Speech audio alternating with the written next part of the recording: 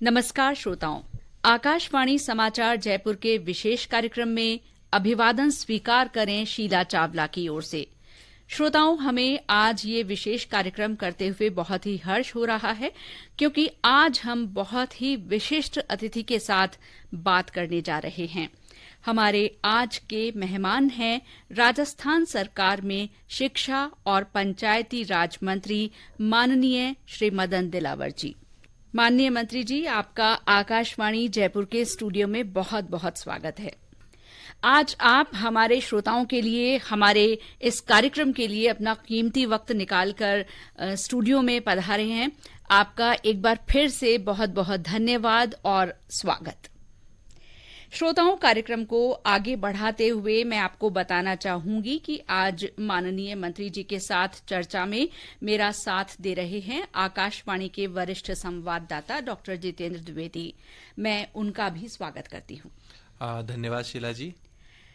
Sir, आपके पास दोनों ही विभाग बहुत ही महत्वपूर्ण हैं और इन्हीं दोनों विभागों के समन्वय से और अन्य विभागों के सहयोग से आप एक बहुत ही बड़ा अभियान चलाने जा रहे हैं। तो हम आपके द्वारा ही सुनना चाहते हैं कि ये किस तरह का अभियान है, क्या नाम है और कब से शुरू हो रहा है? ये अभियान है एक पेड़ माँ के नाम जी। और हरियालो राजस्थान 7 अगस्त को ये कार्यक्रम होगा। वैसे कार्यक्रम प्रारंभ पर अब मैक्सिमम यानी अधिक से अधिक पौधे 7 अगस्त को लगा करके हमको पेड़ बनाने का हमारा यत्न है जी। और इसके पीछे धारणा यही है, भाव यही है कि धरती का तापमान लगातार बढ़ता जा रहा है। और आपने सुना होगा कि बाड़मेर और पाकिस्तान की सीमा के नजदीक लगभग 55 डिग्री टेम्परेचर पहुंच गया था जी। और फलोदी का टेम्परेचर लगभग 53 डिग्री पहुंच गया था। और मेरी जानकारी के अनुसार 47 डिग्री से टेम्परेचर राजस्थान में किसी भी कोने में कम नहीं रहा। यदि कुछ नहीं समझने के कारण से और नहीं हम जागरूक होने के कारण से यदि टेम्परेचर 1-2 डिग्री और बढ़ जाता तो मानवता को खतरा हो जाता। इसलिए हमको सावधान होना पड़ेगा और जागरूक होना पड़ेगा कि धरती का तापमान ज्यादा न बढ़े जी। और ऑक्सीजन वायुमंडल में पर्याप्त बनी रहे। इसलिए पेड़ का लगाना आवश्यक है, यानी पौधे से पेड़ बनाना आवश्यक है ताकि हमको ऑक्सीजन भी मिलती रहे और धरती का तापमान भी कम रहे। क्योंकि आप सब लोग जानते हैं कि एक पेड़ हमको सब कुछ देता है जी। यानी एक पेड़ इसके जीवन काल में 4 करोड़ से लेकर 5 करोड़ रुपए की आमदनी करता है। एक पेड़ एक साल में 30 लाख रुपए की ऑक्सीजन देता है। एक पेड़ एक दिन में 239 लीटर ऑक्सीजन देता है। एक पेड़ ध्वनि प्रदूषण को भी कम करता है और ये पेड़ आमंत्रण देता है वर्षा को, जिसके कारण से हमको पेयजल उपलब्ध होता है और खाद्यान्न पैदा करने के लिए, सिंचाई के लिए पानी उपलब्ध होता है। यदि शायद ये सब कुछ ना हो तो हम जिंदा नहीं रह सकते। और ऑक्सीजन देने वाला भगवान होता है। क्योंकि आप सब लोगों को पता होगा कि कोरोना के समय हम सब लोगों को ऑक्सीजन की कीमत पता चली कि 1,000 रुपये का 500 रुपये का जो ऑक्सीजन का सिलेंडर मिलता था वो हजारों रुपए देने के बाद भी कई जगह उपलब्ध नहीं हुआ और इसकी वजह से कई लोगों ने प्राण त्याग दिए। इसलिए ऑक्सीजन की कीमत बहुत है और उसके कारण से पेड़ हमारे लिए भगवान है, क्योंकि वो हमको जीवन देता है। और पेड़ को लगाना बहुत जरूरी है क्योंकि हमारे यहाँ पेड़ प्रति व्यक्ति बहुत कम है अन्य देशों की अपेक्षा।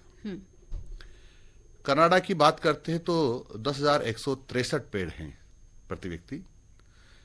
यदि हम ऑस्ट्रेलिया और अफ्रीका की बात करते हैं तो लगभग 6,000 और 3,000 क्रमशः पेड़ हैं। हम चाइना की बात करते तो 130 पेड़ है प्रति व्यक्ति। हम यूके की बात करते तो 47 पेड़ है प्रति व्यक्ति। और अब हिंदुस्तान की जब बात करते हैं तो 28 पेड़ है प्रति व्यक्ति। यदि हम राजस्थान का आंकड़ा निकालेंगे तो 20 पेड़ प्रति व्यक्ति होगा। यानी हमको सबको स्वस्थ रहने के लिए 472 पेड़ लगभग जरूरी है प्रति व्यक्ति। यानी हम बहुत पीछे हैं जी। और इसलिए हमको पौधे लगाकर पेड़ बनाने की रफ्तार को बढ़ाना पड़ेगा जी। और आप ये भी देख रहे हैं कि लगातार पर्यावरण प्रदूषित होता जा रहा है। इसलिए पर्यावरण प्रदूषित ना हो, स्वच्छ रहे, इसके लिए भी जरूरी कि ऑक्सीजन की अधिकता हो, क्योंकि ऑक्सीजन की कमी और कार्बन डाइऑक्साइड की अधिकता कार्बन मोनोऑक्साइड का निर्माण करती है, जो हम सब लोगों को अस्वस्थ करने, बीमार करने के लिए सक्षम है। इसलिए पेड़ का होना बहुत जरूरी है।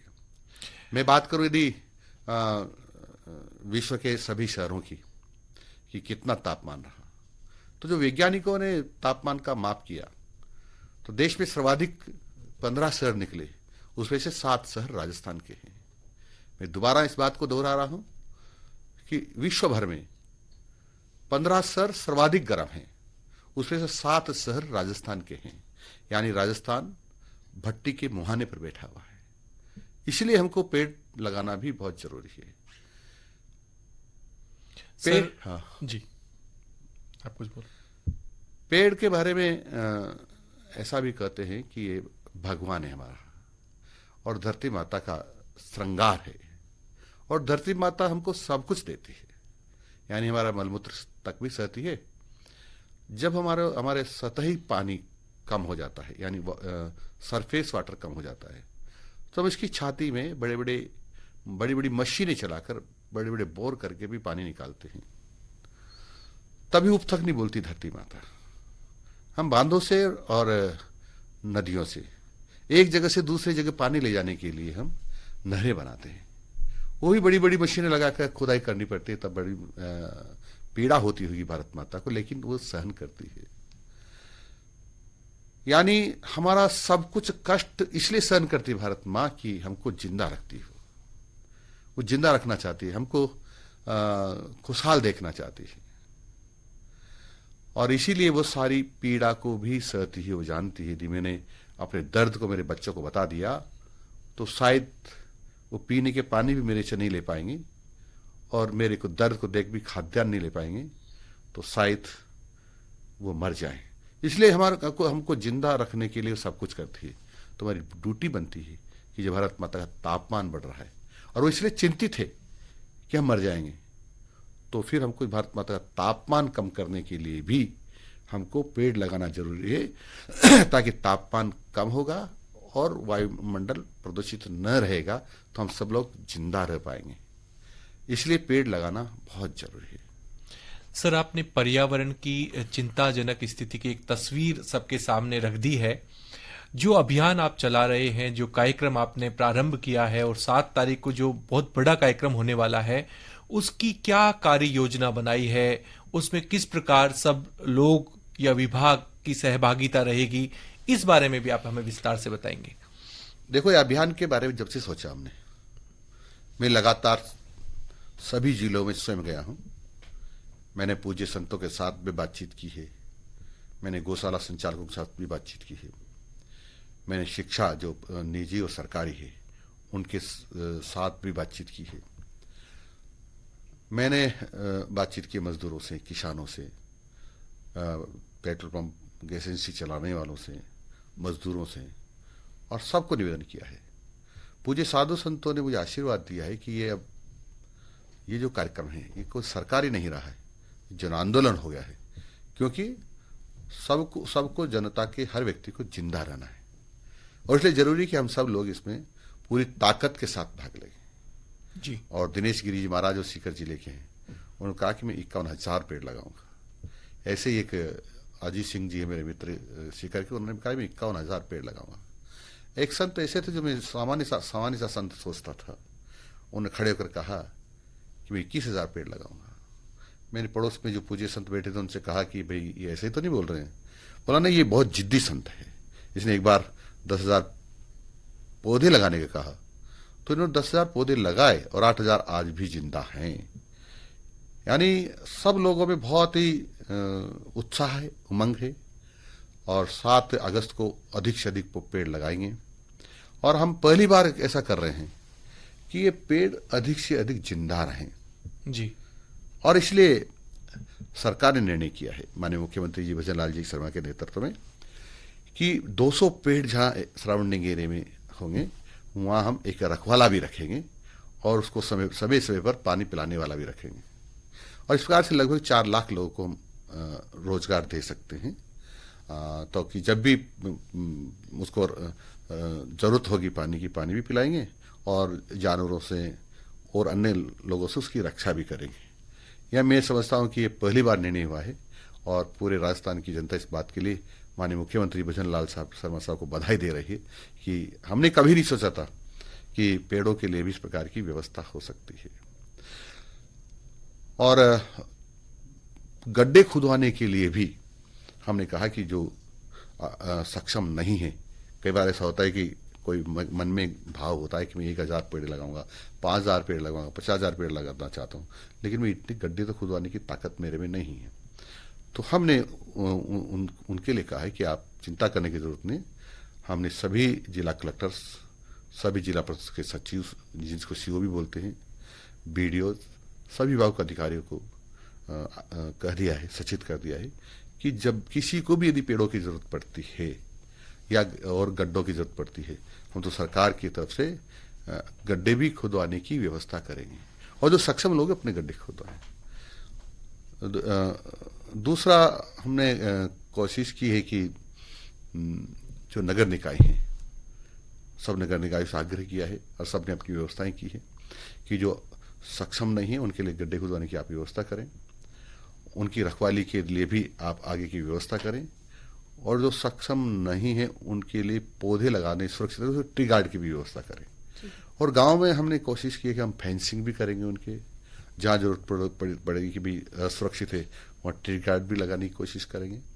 और हमने शिक्षा विभाग, क्योंकि शिक्षा विभाग मेरे पास है, तो हमने 39 करोड़ रुपए शिक्षा विभाग को दिए हैं कि प्राइमरी स्कूल के लिए हमने 5,000 रुपये दिए, 15,000 रुपये दिए हैं, मिडिल स्कूल के लिए 25,000 रुपये दिए हैं, सीनियर हायर सेकेंडरी स्कूल के लिए हमने 55,000 रुपये दिए हैं, ताकि उस पैसे का उपयोग वो पेड़ लगाने में जहाँ उनको दिक्कत आती है, छोटी मोटी सामग्री खरीदनी पड़ती है, तो उसमें से वो प्राप्त ले सकते हैं। इसलिए उनको हमने चिंता करके इस प्रकार की व्यवस्था की है। तो लगातार मैं जनता के बीच में हूँ, जनता से निवेदन कर रहा हूँ।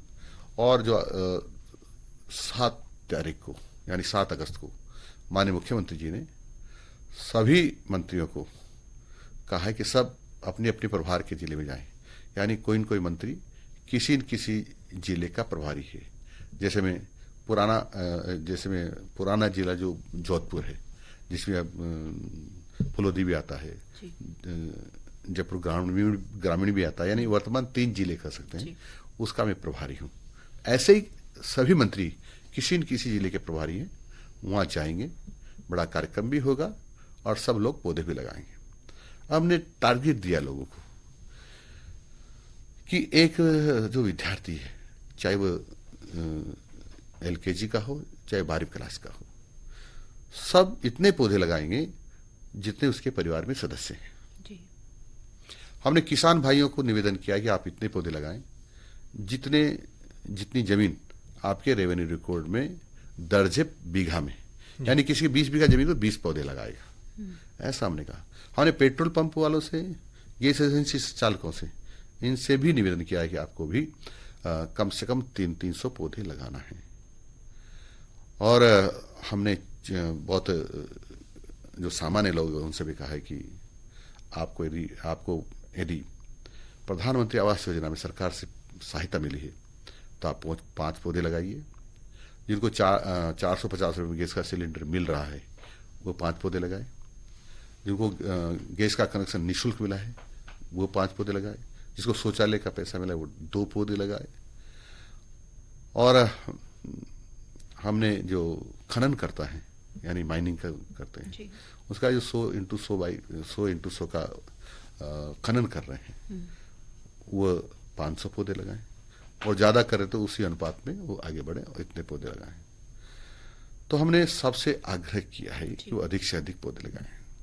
मेरा मानना है कि 7 अगस्त को सर्वाधिक पौधे लगेंगे और ये विश्व इस बात को देखेगा कि जब भारत माता को वेदना होती है, पीड़ा होती है, चिंता होती है, तो राजस्थानी लोग किस प्रकार से इस धरती माता की, भारत माता की चिंता को दूर करने के लिए, उसकी वेदना को दूर करने के लिए एकजुट होकर के काम करते हैं।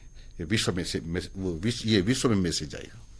सर, आपने बोला कि जन भागीदारी भी रहेगी और विद्यार्थियों को, आम जन को, खान मालिकों को, सभी तरह के लोगों को उनके अलग अलग मैंने ये भी कहा है कि मोटरसाइकिल रखने वाला 5 पौधे लगाएगा जी, छोटी कार रखने वाले 10 लगाएगा, बड़ी कार रखने वाला, ट्रैक्टर रखने वाला 15 पौधे लगाएगा, और जो ट्रक और बस जिसके है वो 20 पौधे लगाएगा, और जो एसी का आनंद ले रहा है वो एक एसी है तो 50 पौधे लगाएगा, 2 एसी है तो 100 पौधे लगेगा, और इसी उन अनुपात में पौधे लगाएगा।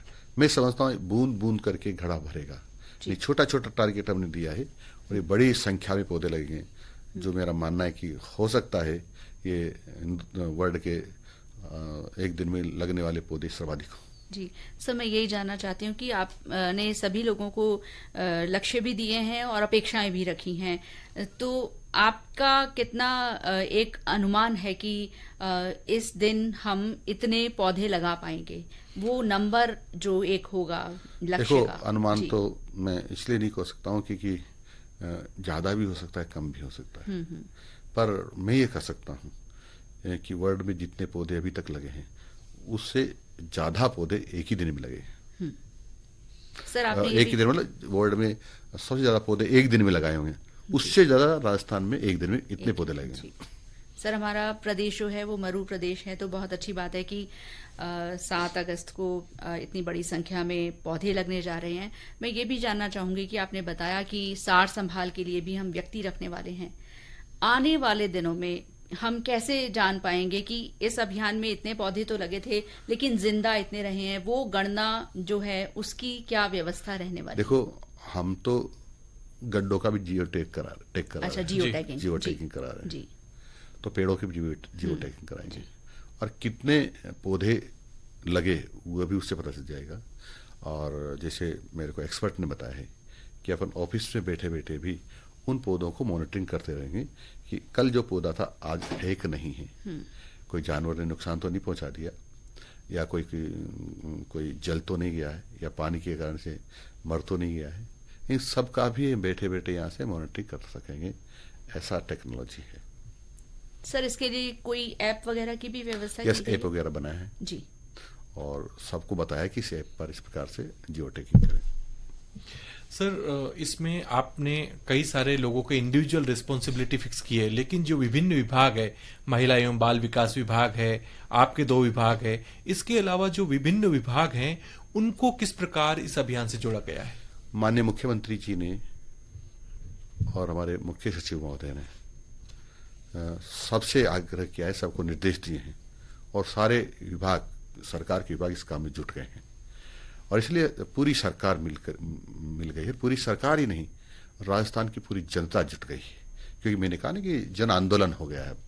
अब किसी सरकार, केवल सरकार का कार्यक्रम नहीं रहा है, जन आंदोलन हो गया है, और सब लोग आतुर इस बात के लिए।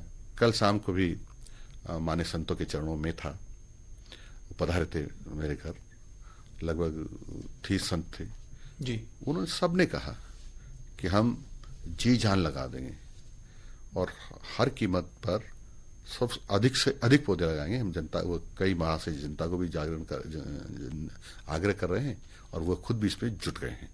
इसलिए जनता की जिस प्रकार से हमको समर्थन मिल रहा है और जनता इस प्रकार की चर्चा कर रही है, उस आधार पर मैं कह सकता हूं, जो माननीय मुख्यमंत्री जी ने घोषणा की थी कि 7 करोड़ पौधे लगाकर हम पेड़ बनाएंगे, वो लक्ष्य हम प्राप्त कर लेंगे।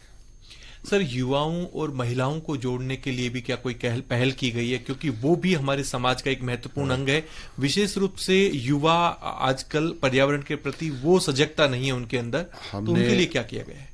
हमने सबको जोड़ा है, चाहे बच्चे हों, चाहे बुजुर्ग हों, चाहे वो सरकारी कर्मचारी हों या गांव के लोग हों, चाहे किसान हों, चाहे मजदूर हों, यानी चाहे बहनें हों, चाहे भाई हों, सबको जोड़ने की कोशिश की, सबसे आग्रह किया है, निवेदन किया है। और उस दिन ये भी आग्रह किया है कि सभी बहनें लहरिया पेड़ करके पहन करके और पौधे लगाने में अपनी भागीदारी निभाए, तो एक वातावरण निर्माण होगा। सर, एक और हम प्रश्न करना चाहेंगे आपसे कि आपने जो ये सबको टारगेट दिया है, सबसे आग्रह किया जुड़ने के लिए, जिन लोगों को इस अभियान से जुड़ना है, उस दिन पौधे लगाना है, वो पौधे कहाँ से प्राप्त कर सकते हैं और किन किन जगहों पर व्यवस्था रहेगी पौधे? देखो, क्योंकि हमने जब ये कहा है कि पौधे लगाने हैं तो गड्ढे भी खुदवाएंगे, पौधे भी लगाएंगे, तो हमने सभी जिला कलेक्टर्स और जो हमारे जिला परिषद के सचिव हैं, बीडीओ हैं, एसडीएम हैं, सबको निर्देश दिया है कि पौधों की पूरी व्यवस्था रखें। और मेरी जनता से भी आग्रह है कि आपको कितने पौधे कहाँ लगाने हैं वह भी आप बता दें, ताकि हम उस प्रकार से पौधों की व्यवस्था रखेंगे। सब जिला कलेक्टर्स ने अपने अपने सेंटर बनाए हैं और सूचना की है कि यहाँ से आपको पौधे उपलब्ध हो सकते हैं। पहले उनको पौधे मिलेंगे जिन्होंने पहले से ही रजिस्ट्रेशन करा दिया, यानी एक तरह से अधिकारी को बता दिया कि मुझे इतने पौधे चाहिए। जो गड्ढे खुदाने में अक्षम हैं उनको भी कह दिया कि हमको बता दीजिए आप, यानी कल जिला कलेक्टर सीओ को, कि कहाँ कितने गड्ढे आपको खुदवाने हैं। हमारी जो टीम है वो गड्ढे खुदवाने का सहयोग करेगी। नरेगा के जितने भी कर्मचारी हैं हम सबको लगाएंगे। और मेरा मानना है लगभग अभी तक 2 करोड़ से ज़्यादा गड्ढे खुद के तैयार हो गए हैं और सब मुस्तैद पूरी तरह से तैयार हैं कि हम अधिक से अधिक पौधे हरियालो राजस्थान कार्यक्रम के तहत हरियाली तीज के दिन लगाएंगे, जो 7 अगस्त को है। सर, आपने ये कार्यक्रम 7 अगस्त को होने वाला है, लेकिन उसकी तैयारियां पहले से प्रारंभ कर दी और 1 अगस्त से कुछ न कुछ कार्यक्रम प्रतिदिन हो रहे हैं। जैसा आपने बताया, गड्ढे खोदने का काम भी शुरू हो गया है और बड़े पैमाने पर गड्ढे खोदे जा रहे हैं। तो अगले 2-3 दिन तक और क्या होने वाले हैं? 2 दिन और बचे हैं, तो इसमें क्या एक्टिविटीज होने वाली है? 2-3 दिन तक हम पूरी तैयारी कर रहे हैं, देख रहे हैं कहीं कमी रह गई हो, कसर रह गई, उसको पूरी करेंगे, ताकि उस दिन गड्ढे लोगों को पता चले कि हमने जो कहा था वहाँ गड्ढे खुद गए हैं और हम वहाँ पौधे लगाएंगे। तो इस तैयारी में सब अधिकारी हमारे जुट गए हैं। एक बात ये भी लोग करें जी, इतने पौधे कहाँ से आएंगे? तो हमारे पास पर्याप्त पौधे हैं। फिर भी हमने जिला कलेक्टर को कहा है कि आपको यदि कम पड़ते हैं तो जो हमारे नज़दीक के प्रदेश हैं वहीं बातचीत करें। कुछ कलेक्टर्स जो सीमा के हैं उन्होंने वहाँ से भी पौधे लाने के लिए बातचीत की है, पौधे वहाँ से लाएंगे। इसके अलावा भी कम पड़ते हैं तो एक वो जिसको अंग्रेजी में कहते हैं बीज बॉल में बीज रख करके और गाड़ देते तो वो भी जाता है। दूसरा भी हम खड्डे में भी यदि कहीं ऐसा बीज डाल देंगे तो वो भी उग जाएगा। हमने कोशिश यही की कि आप अधिक से अधिक ऐसे पौधे लगाएं जो जल्दी ग्रो हों, यानी जल्दी बढ़ें और वो छायादार हो। छायादार का तात्पर्य मेरे इसलिए कि जितना बड़ा उसके ऊपर पत्तियां शाखाएं जितनी होगी उतनी ही ज़्यादा वो ऑक्सीजन देगा। और सामान्यतः हमारे यहाँ ये है कि आप सब जो जानते हैं पेड़ों की पूजा होती है जी, जैसे बड़ है, पीपल है, आंवली है, नीम है, ऐसा की लोग पूजा करते हैं। और इसलिए पूजा करते हैं कि वो मैक्सिमम ऑक्सीजन देते हैं, यानी हम उनको भगवान मानते हैं। हिंदुस्तानी हम भगवान मानते हैं और कुछ भी माने, क्योंकि वो हमको जिंदा रखते हैं, इसलिए हमारे भगवान हैं। इसलिए इस प्रकार के पौधे लगाने का हमने कहा है। पर जहाँ ये पौधे कम पड़ जाएं वहाँ दूसरे पौधे लगाने में भी कोई ऐतराज नहीं है। पर हमारा जो पेड़ है, पौधा है, वो पेड़ बने और हम सबको छाया देर जल्दी बढ़े, ताकि वो अधिक से अधिक ऑक्सीजन दे पाएगा और ज़्यादा धरती माता को शीतल कर पाएगा। जी सर, आपने पौधों की संख्या की बात करी। मैं ये भी जानना चाहूंगी कि जब हम इतनी बड़ी संख्या में पौधे लगाएंगे तो ये पौधे लगाने के लिए आपने कोई विशेष स्थल चिन्हित किए हैं? क्योंकि बहुत बड़ी जमीन भी चाहिएगी, तो वो हम कहाँ लगाने वाले हैं पौधे? देखो, जगह बहुत है। जैसे मैं आपको बताना चाहता हूँ कि शमशान घाट है, सारे सरकारी ऑफिस उसके परिसर हैं। जैसे बात करूँ तो अधिकांश विद्यालय हैं गांव में या शहर हो, तो विद्यालय परिसर में लगा सकते हैं। यदि वो भी कम पड़ता है तो खेल के मैदान में जहाँ बाउंड्री वहाँ लगा सकते हैं उसके सहारे सहारे। जी। खेल के जहाँ मैदान की बाउंड्री नहीं है वहाँ पेड़ों से ही बाउंड्री बना सकते हैं, क्योंकि ऐसे पेड़ होते हैं जो जिनको कई पशु नुकसान नहीं पहुंचाते, तो उनसे अपन, जैसे नीम है, नीम को सामान्यतः नुकसान नहीं पहुंचाते, उनसे हम लगा सकते हैं। तीसरा हमने कहा कि सड़कों के किनारे लगा सकते हैं आप लोग, चाहे गांव की सड़क हो, चाहे जिले को जोड़ने वाली सड़क हो, चाहे स्टेट को जोड़ने वाली सड़क हो, चाहे NHI की हो, नेशनल हाईवे की हो, इन सब सड़कों पर लगा सकते हैं आप। नदी, नहर, तालाब के किनारे और नहरों से निकलने वाली वितरिकाएं जो होती है, जिसको माइनर भी कहते हैं, उनके किनारे भी आप सब लगा सकते हैं। खेत की मेड़ पर लगा सकते हैं और चरागाह में लगा सकते हैं।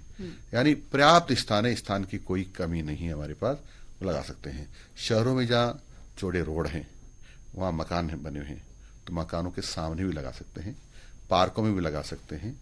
यानी जहाँ आपको दिखाई दे कि यहाँ पौधा लगने की स्थिति में है और इसको कोई नुकसान नहीं पहुंचाएगा, वहाँ सब जगह पौधे लगा सकते हैं। जी सर, एक और चीज मैं जानना चाहूंगी कि ये पौधे जब लग जाएंगे तो इनको नियमित पानी देने की भी आवश्यकता रहेगी। आपने कहा कि इनकी सार संभाल के लिए व्यक्ति लगाए जाएंगे, तो पानी की आवश्यकता और इसके अलावा उनकी देखभाल में खाद की भी बहुत ज्यादा जरूरत होने वाली है, तो वो उन सब के लिए किस तरह की व्यवस्थाएं हैं? हमने कहा कि बहुत सारे पौधे ऐसे हैं जी, जो 1-2 साल ही उनको पानी की जरूरत पड़ती है, उसके बाद स्वयं सक्षम हो जाते हैं वो अपने से पानी, धरती माता से पानी के लेने के लिए तो लेंगे। और जहाँ तक हमने कहा ना पानी पिलाना, शहरों में तो हमने नगर निकायों कहा है जी, कि वह पौधे लगाएंगे, उसकी सुरक्षा भी व्यवस्था भी करेंगे, सुरक्षा की, और पेयजल की व्यवस्था भी करेंगे। और हमने ये गाँव में जो रखवाले रखे हैं, 200 पेड़ के ऊपर एक रखेंगे, ताकि वो पानी की व्यवस्था भी करेगा और वह उसकी सुरक्षा की व्यवस्था भी करेगा। सर, आपने कहा है कि शिक्षा विभाग आप भी देख रहे हैं और आपने कहा है कि जो शिक्षक हैं जो पर्यावरण के प्रति सचेत रहेंगे और पेड़ पौधों के संरक्षण में भूमिका निभाएंगे, उनके प्रमोशन और ट्रांसफर की नीति में भी इसका समायोजन होगा। ये क्या विचार है आपका? देखो, हमारे यहाँ जो ट्रांसफर होते हैं वो मेरिट बनती है और सबके अंक होते हैं, किसने क्या काम किया, किसने क्या काम किया। तो ट्रांसफर जो होंगे उसमें 5 अंक जो अच्छा काम किया है उसके जोड़ेंगे अध्यापकों के लिए, विशेषकर अध्यापक क्या मैं कहता हूँ, शिक्षा विभाग के सभी कर्मचारी अधिकारी के लिए जोड़ेंगे। बच्चों के लिए भी जो अपना टारगेट पूरा करेगा और उसको जिंदा रखने के लिए अपना कोशिश करेगा, जिंदा रखेगा, उसको भी हम पर्यावरण विषय में 5 अंक अतिरिक्त देंगे। सर, आपके जो दोनों विभाग हैं वो बहुत ही महत्वपूर्ण हैं, शिक्षा विभाग भी और पंचायती राज विभाग भी। तो हम आपसे ये जानना चाहते हैं कि राजस्थान की शिक्षा के संदर्भ में इसकी गुणवत्ता के लिए आपकी तरफ से क्या प्रयास हो रहे हैं? देखो, हमारी कोशिश है कि हम गुणवत्तापूर्वक शिक्षा दें जी, और इसीलिए हमने सभी शिक्षक गणों को कहा है कि जो विषय आपको कल पढ़ाना है वो आज पढ़ के जाए, ताकि जब विद्यार्थियों को कोई शंका का समाधान करना हो तो आप ठीक तरह से उस बात को बता सके, बच्चों को समझा सकें। हमने ये भी कहा कि कई अध्यापक जो हमारे होते हैं, हालांकि बहुत न्यून संख्या है, वो विद्यालय समय में स्कूल छोड़ के चले जाते हैं। वो कहते हैं हमको पूजा पाठ करने जाना है, हमको नमाज पढ़ने जाना है, हमको भैरव जी की पूजा करना है, बालाजी की पूजा करना है। तो हमने सबको आग्रह किया है कि कोई भी स्कूल समय में स्कूल छोड़ करके नहीं जाएगा। जी। उस समय में आपको केवल पढ़ाने का काम करना है। तो इसमें अब कमी आएगी और उसके कारण से बच्चों को भी अच्छी शिक्षा मिलेगी। एक हमने आग्रह सभी गुरुजनों से किया है कि आप कक्षा में अपना मोबाइल लेकर ना जाएं। जी, क्योंकि मोबाइल लेकर जाते हैं तो मोबाइल का कोई पता थोड़ी होता कब बजेगा, कौन कब करेगा। तो अध्यापक जो एकाग्रता से पढ़ाता है उसका भी ध्यान भंग होता है, बढ़ता है, और विद्यार्थियों की भी एकाग्रता खत्म होती है। तो उससे जो अच्छी शिक्षा मिलनी चाहिए थी उसमें डिस्टर्बेंस होता है। हमने इसको रोकने की कोशिश की है और काफी हद तक हमको सफलता मिली है। सर, एक और प्रश्न है, जो बच्चों का नामांकन है वो एक बहुत गंभीर विषय है। तो बच्चों का नामांकन विद्यालयों में बढ़े, साथ ही साथ उनका ठहराव भी सुनिश्चित हो कि वो ड्रॉप आउट ना हो, इसके लिए क्या आप प्रयास कर रहे हैं? देखो, प्रदेश का हर बच्चा पढ़ना चाहिए, इसके लिए हम प्रवेश उत्सव मनाते हैं हर साल जी।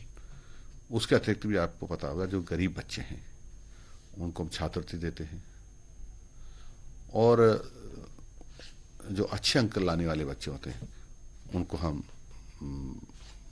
साइकिल भी देते हैं, स्कूटी भी देते हैं, लैपटॉप भी देते हैं, हम गणवेश भी देते हैं, जिसको ड्रेस भी कहते हैं, वो भी देते हैं, और भी कई प्रकार की एक्टिविटीज कराते हैं, ताकि इसको देख करके जो नए बच्चे आते हैं उनको देख करके आना प्रारंभ करें।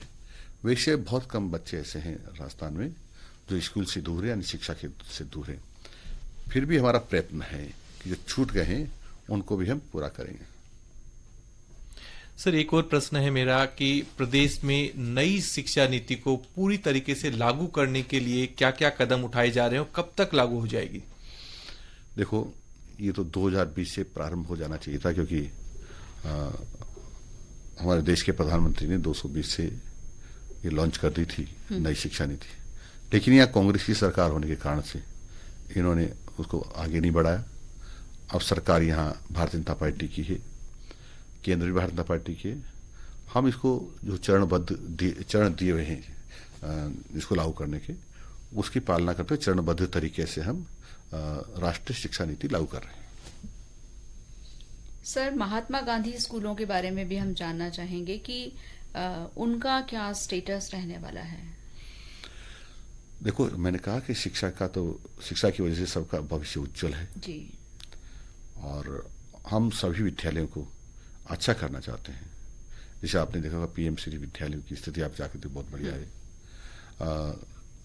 जो पहले से भी जो हमारे विद्यालय चल रहे हैं वो भी धीरे धीरे ठीक हो रहे हैं, क्योंकि पहले वाली सरकार ने क्या किया नहीं किया मैं उसमें नहीं जाना चाहता, उन्होंने भी अच्छा ही किया होगा जी। लेकिन कई जर्जर भवन हैं, कई भवनों की कमी है, उसको भी हम समसा के तहत जब भारत सरकार से फंड मिलता है उसका सदुपयोग करते हुए भवन भी बनाएंगे, और जो जर्जर भवन है उनकी मरम्मत भी करेंगे। सर, बहुत सारे शिक्षक ऐसे होते हैं जो कि जिनकी पोस्टिंग अपने घरों से बहुत दूर होती है, तो उनका कई बार ऐसा भी होता है कि लंबी छुट्टियां हो जाती हैं, उनकी वजह से शिक्षण कार्य भी प्रभावित होता है। तो क्या ऐसे शिक्षकों की तबादले के लिए कुछ है कि तबादला नीति का आप क्या चाह रहे हैं? हम कोशिश यही करते हैं कि जब उनको भर्ती करते हैं तो घरों के नजदीक रहे, लेकिन सबको नजदीक तो नहीं रख सकते, क्योंकि मानो कि एक गांव में 20 शिक्षक हैं और वहाँ प्राइमरी स्कूल ही है, 5 ही लगाना है तो 15 को तो दूर जाना ही पड़ेगा, बाहर जाना पड़ेगा। तो हम सबके हित की बात सोचते हैं। हमारे लिए सर्वोपरि तो है विद्यार्थियों की शिक्षा, उसके बाद है कि हम शिक्षकों का भी ध्यान रखें। हम कोशिश करते हैं उनका पूरा ध्यान रखने की, परंतु ये कभी नहीं होता कि सबको हम वो चाहे स्थान पर ही लगा पाएंगे। ये कई सारी मजबूरियां होती है, क्योंकि अलग अलग सब्जेक्ट के भी अध्यापक होते हैं, तो जहां जिस सब्जेक्ट का स्कूल होगा वहां जाना ही पड़ेगा। परंतु कई बार ऐसा भी होता है कि कई शिक्षक, कई मतलब क्या बहुत न्यून, जिसको कहूं तो 0.001 भी नहीं होंगे, अपने कर्तव्य का पालन नहीं करते हैं। कर्तव्य का पालन नहीं करते हैं तो सरकार उनके बारे में पॉजिटिव नहीं सोचती। जी सर, एक और विभाग आपके पास है महत्वपूर्ण, पंचायती राज। तो सर, पंचायती राज में पंचायत संस्थाएं मजबूत हों, उनके लिए क्या कदम उठा रहे हैं? देखो, पंचायत राज में सबसे पहले हमारा जो बेस है वह वार्ड पंच कहते हैं हम जिसको, गांव का पंच। उसके बाद आता है सरपंच, उसके बाद पंचायत समिति सदस्य, जिला परिषद सदस्य, प्रधान और जिला प्रमुख। यानी हम कह सकते हैं गांव की सरकार है। तो गांव की सरकार का जो छोटा से छोटा हमारा जो जिसको हम कह सकते हैं पिल्लर है, पंच, उसको भी सम्मान मिलना चाहिए और उसकी जो ताकत है उसके हिसाब से उसको भी काम मिलना चाहिए। अभी तक क्या हुआ है कि ग्राम पंचायतों में मेंबर को की कोई ज्यादा वक्त नहीं, कानूनन तो है, विधि में तो है, लेकिन सामान्यतः प्रैक्टिकल नहीं है।